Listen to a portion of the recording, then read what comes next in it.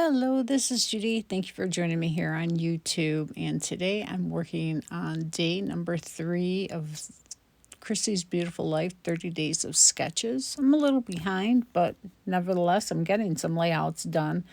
I've been working on these photos of my wedding from a long time ago, and I'm at a retreat, so some of my videos are very, very short because I didn't record a lot of it.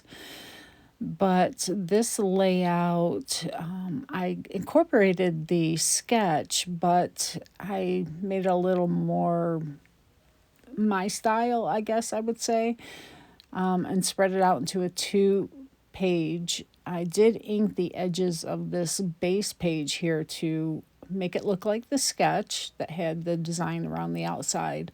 And here I'm showing how I love to put this double-sided tape on the back of these papers and then just fold over the edge, put it on your base layer, and then pull the tabs, and it just lays it down perfectly. It's nice and neat and straight, and I love doing it. So I showed a little bit of this procedure, but here I'm going to put that down and then arrange my photos.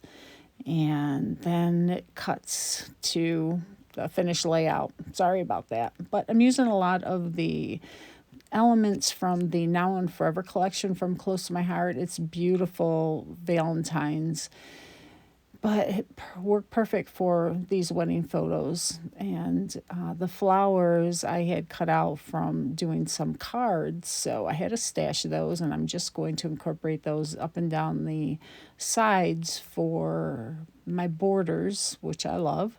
And then I applied some ink to the sides with my paintbrush just to really make those stand out, and you'll be able to see that in the close-ups that we'll be following here. I also added a title, and I double matted the photos to really make them stand out. I also added some sage shimmer brush splatters along with the Dina Wakley acrylic gloss spray splatters. Thank you for joining me. Make sure you check out everyone else who's following along with this video series. Links are in the video description below. Have a great day.